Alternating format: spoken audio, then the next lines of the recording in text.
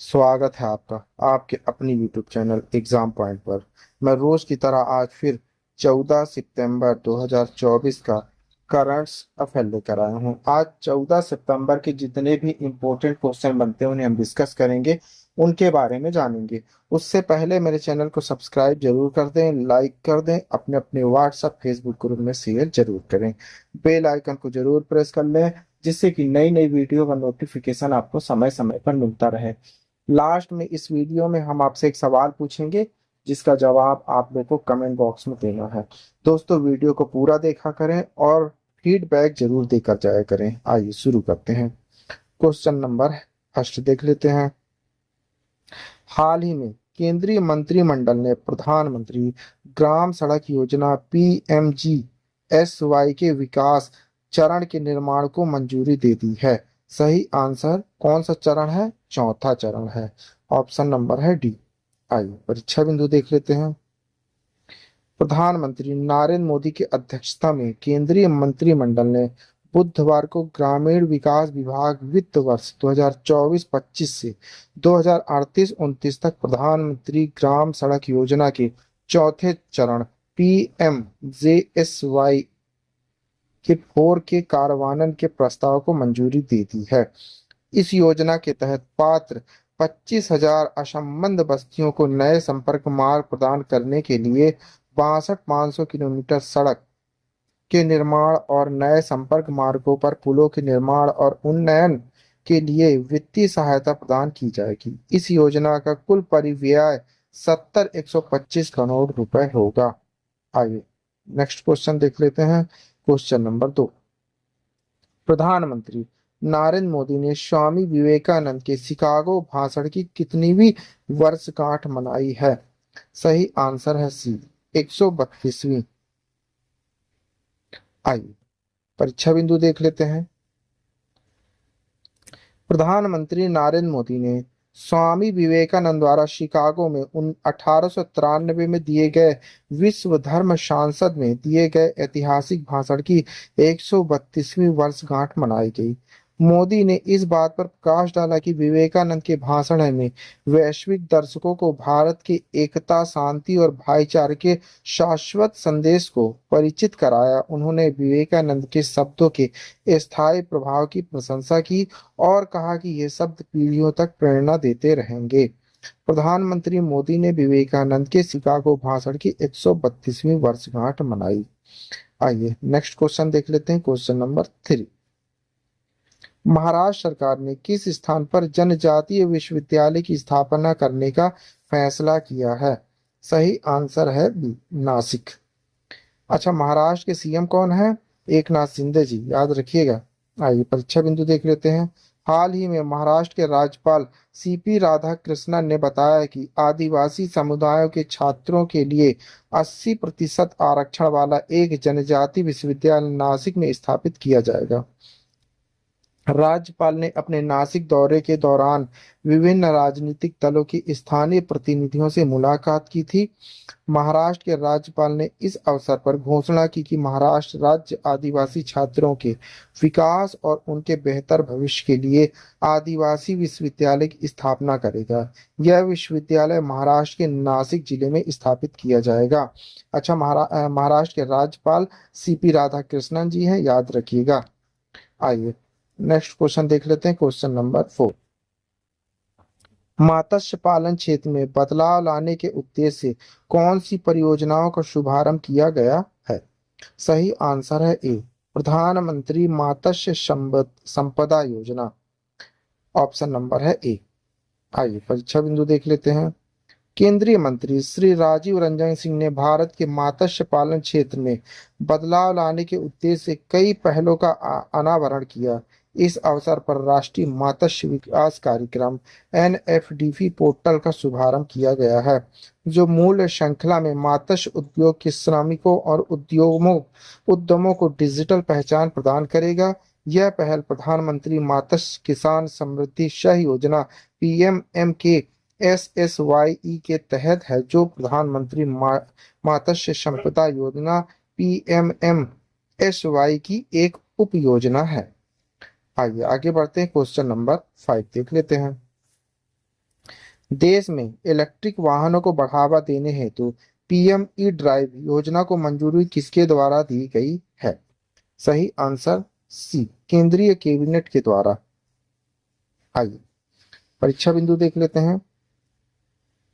केंद्रीय मंत्रिमंडल ने प्रधानमंत्री नरेंद्र मोदी की अध्यक्षता में देश में बिजली आधारित परिवहन को बढ़ावा देने के उद्देश्य से PM electric drive revolution in innovative vehicle enhancement PM E drive योजना के कार्यान्वयन के लिए भारी उद्योग मंत्रालय एमएचआई के प्रस्ताव को मंजूरी दी है। इस योजना के लिए 2 वर्षों की अवधि में 900 करोड़ रुपए का परिव्यय निर्धारित किया गया है। सरकार की यह पहल पर्यावरण प्रदूषण और ईंधन सुरक्षा से जुड़ी चिंताओं को दूर करेगी, साथ ही साथ टिकाऊ परिवहन समाधानों को बढ़ावा देने के लिहाज से भी महत्वपूर्ण है। यह योजना अपने पीएमपी के साथ ईवी क्षेत्र और संबंधित आपूर्ति चैन इन्वेस्टमेंट को बढ़ावा देगी। इसके अतिरिक्त यह योजना मूल्य श्रृंखला के साथ साथ महत्वपूर्ण रोजगार अवसर प्रदान करेगी। विनिर्माण और चार्जिंग इंफ्रास्ट्रक्चर की स्थापना के माध्यम से भी रोजगार का सृजन होगा। क्वेश्चन नंबर 6 देख लेते हैं। हाल ही में नई दिल्ली में किस संस्था ने तंबाकू निषेध क्लिनिक का उद्घाटन किया है? सही आंसर है सी, एम्स ने। आइए परीक्षा बिंदु देख लेते हैं। अखिल भारतीय आयुर्वेदिक विज्ञान संस्थान एम्स ने आज नई दिल्ली में एक समर्पित तंबाकू निषेध क्लिनिक टीसीसी का उद्घाटन किया है। टीसीसी राष्ट्रीय नशा मुक्ति उपचार केंद्र एनडीटीडीसी और संस्थान के पल्मोनरी क्रिटिकल और स्लीप मेडिसिन विभाग के बीच एक सहयोगात्मक प्रयास है। इस पहल का मुख्य उद्देश्य तंबाकू की तल से पीड़ित व्यक्तियों की सहायता करना है। आइए क्वेश्चन नंबर 7 देख लेते हैं। सुब्रतो जूनियर बॉयज कप में किस स्कूल ने खिताब जीता है? सही आंसर है B, GT English school Manipur ने। आइए परीक्षा बिंदु देख लेते हैं। मणिपुर के पीजी इंग्लिश स्कूल ने 63वें सुब्रतो कप अंतरराष्ट्रीय फुटबॉल टूर्नामेंट में जूनियर बॉयज कप खिताब जीत लिया है। उन्होंने नई दिल्ली के BR अम्बेडकर स्टेडियम में खेले गए फाइनल में मेघालय के मिंग केन क्रिश्चियन हायर सेकेंडरी स्कूल से 4.3 से हराया। मणिपुर ने 44 सालों में पहली बार यह प्रतिष्ठित खिताब अपने नाम किया और इतिहास में तीसरी बार सुब्रतो कप जीता। सुब्रतो कप एशिया के सबसे पुराने टूर्नामेंट्स में से एक है। आइए आगे बढ़ते हैं। क्वेश्चन नंबर 8 देख लेते हैं। सिंगापुर साहित्य पुरस्कार में किस भारतीय मूल के व्याख्याता ने अंग्रेजी कथा साहित्य के लिए पुरस्कार जीता है? सही आंसर है सी, प्रशांति राम जी ने। आइए परीक्षा बिंदु देखते हैं। नानयांग टेक्नोलॉजीज यूनिवर्सिटी में भारतीय मूल की एक लेक्चरर को उनकी लघु कहानी नाइट यार्डी साड़ी के लिए अंग्रेजी कथा साहित्य के लिए सिंगापुर साहित्य पुरस्कार दिया गया है। 32 वर्षीय प्रशांति राम पहली कृति 2023 के अंत में प्रकाशित हुई थी। लघु कहानी चक्र सिंगापुर, सिडनी, न्यूयॉर्क और कनेक्टिकट में फैले एक तमिल ब्राह्मण परिवार की पीढ़ियों के बारे में है। आइए आगे बढ़ते हैं। क्वेश्चन नंबर 9 देख लेते हैं। हाल ही में किसने ग्रीन हाइड्रोजन पर दूसरे अंतर्राष्ट्रीय सम्मेलन को संबोधित किया है? सही आंसर है बी, नरेंद्र मोदी जी ने। आइए परीक्षा बिंदु देख लेते हैं। पीएम मोदी ने ग्रीन हाइड्रोजन पर दूसरे अंतर्राष्ट्रीय सम्मेलन को वर्चुअली संबोधित किया। इस सम्मेलन का उद्देश्य ग्रीन हाइड्रोजन परिदृश्य के बारे में समझ को और विकसित करना है। 11-13 सितंबर 2024 तक नई दिल्ली के भारत मंडपम में आयोजित 3 दिवसीय सम्मेलन हरित हाइड्रोजन प्रौद्योगिकियों को रणनीतिक और निवेश में प्रगति पर केंद्रित है। केंद्रीय मंत्री प्रहलाद वेंकटेश जोशी और हरदीप सिंह पुरी ने प्रधान वैज्ञानिक सलाहकार प्रोफेसर अजय के सूद के साथ सम्मेलन में भाग लिया, जो हितधारकों को साझेदारी पर चर्चा करने और हरित हाइड्रोजन प्रौद्योगिकी को अपनाने में तेजी लाने के लिए एक मंच प्रदान करता है। आइए क्वेश्चन नंबर 10 देख लेते हैं। वर्ल्ड ट्रेड सेंटर हैदराबाद किस महत्वाकांक्षी परियोजना को बढ़ावा देगा? सही आंसर है बी, AICT को। आइए परीक्षा बिंदु देख लेते हैं। तेलंगाना सरकार ने हैदराबाद के पास प्रस्तावित AICT के भीतर एक वर्ल्ड ट्रेड सेंटर WTC स्थापित करने के लिए वर्ल्ड ट्रेड सेंटर एसोसिएशन के साथ एक समझौता ज्ञापन MOU पर हस्ताक्षर किए हैं, जिनका लक्ष्य खुद को वैश्विक AI हब के रूप में स्थापित करना है। यह पहल नवाचार को बढ़ावा देने, वैश्विक निवेश को आकर्षित करने और कृत्रिम बुद्धिमत्ता को उभरती प्रतियोगियों में अग्रणी तेलंगाना के समर्पण पर प्रकाश डालती है। आइए आगे बढ़ते हैं, क्वेश्चन नंबर 11 देख लेते हैं। किस देश ने भारत को 3-0 से हराकर अपना पहला इंटरकॉन्टिनेंटल कप जीत लिया? सही आंसर है बी, सीरिया ने। आइए परीक्षा बिंदु देख लेते हैं। सीरिया ने अंतिम राउंड रॉबिन मैच में भारत को 3-0 से हराकर चौथा इंटरकॉन्टिनेंटल कप जीत लिया, जिसमें सीरियाई कप्तान महमूद अल मवास ने विजेता ट्रॉफी और सैयद अब्दुल रहीम प्लेयर ऑफ द टूर्नामेंट पुरस्कार दोनों ने अर्जित किए। हैदराबाद के GMC बाल योगी स्टेडियम में 3 से 9 सितंबर तक आयोजित 2024 इंटरकॉन्टिनेंटल कप और सीरिया, भारत और मॉरिशस ने राउंड रॉबिन प्रारूप में प्रतिस्पर्धा की। आइए आगे बढ़ते हैं, क्वेश्चन नंबर 12 देख लेते हैं। भारत के राष्ट्रपति ने कितने विजेताओं को राष्ट्रीय फ्लोरेंस नाइटिंगेल पुरस्कार प्रदान किए हैं? सही आंसर है बी, कितने? 15, ऑप्शन है बी। आइए परीक्षा बिंदु देख लेते हैं। भारत की राष्ट्रपति श्रीमती मुर्मू ने राष्ट्रपति भवन में एक कार्यक्रम के दौरान नर्सिंग पेशेवरों को राष्ट्रीय फ्लोरेंस नाइटिंगेल पुरस्कार 2024 प्रदान किए।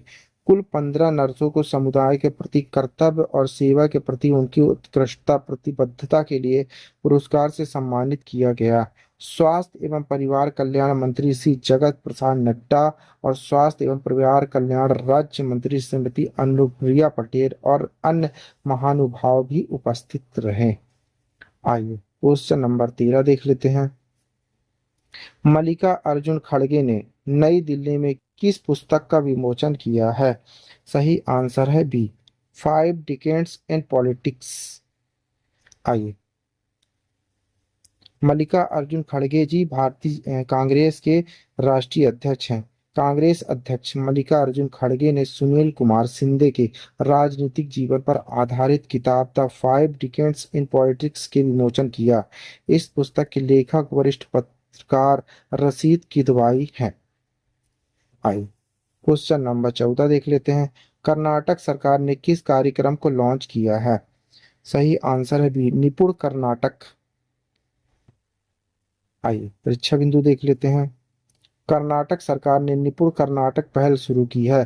कर्नाटक सरकार द्वारा शुरू की गई इसका उद्देश्य लक्षित प्रशिक्षण और सार्वजनिक निजी भागीदारी के माध्यम से IT क्षेत्र की मांगों को पूरा करने के लिए राज्य के युवाओं को उद्योग प्रासंगिक कौशल लैस करना है।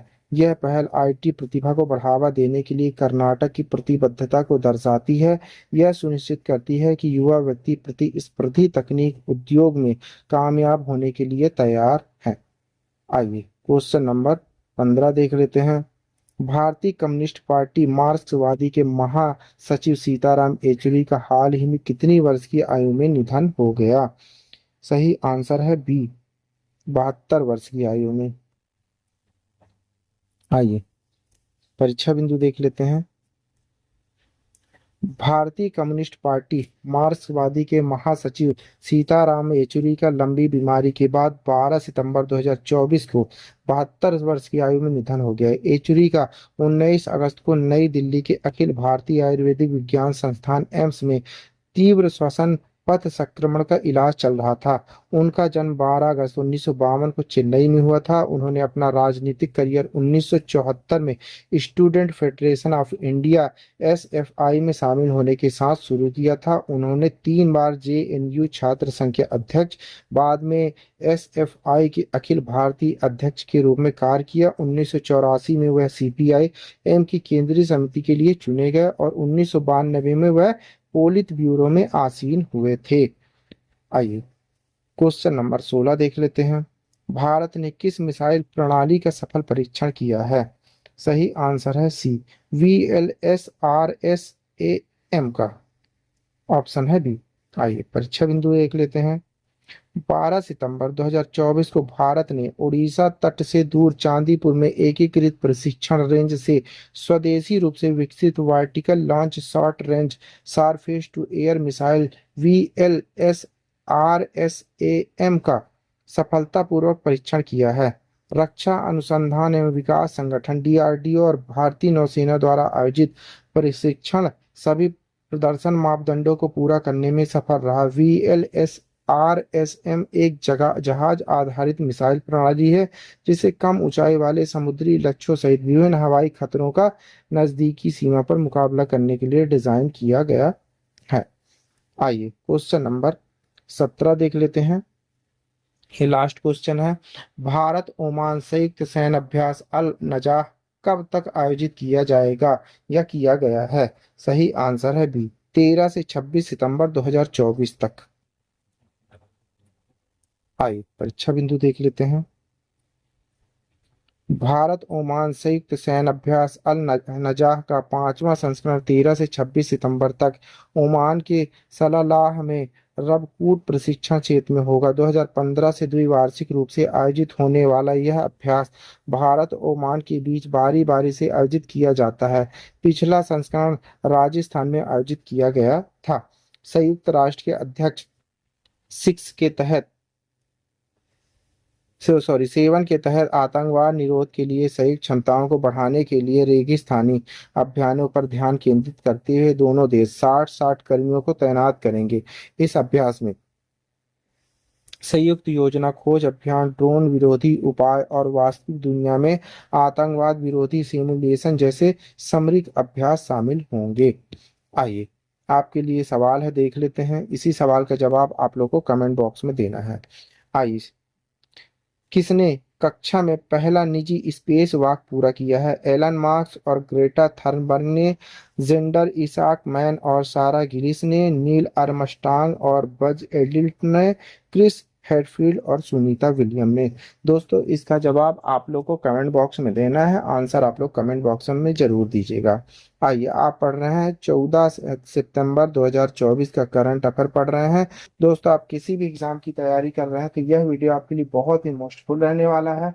दोस्तों आप हमारी PDF डाउनलोड कर सकते हैं। PDF डाउनलोड करने के लिए आपको हमारे टेलीग्राम चैनल एग्जाम पॉइंट पर जाकर वहां से PDF डाउनलोड कर सकते हैं। Thank you for watching my video. इस वीडियो को ज़्यादा से ज़्यादा शेयर करें, लाइक करें, कमेंट करें। Thank you.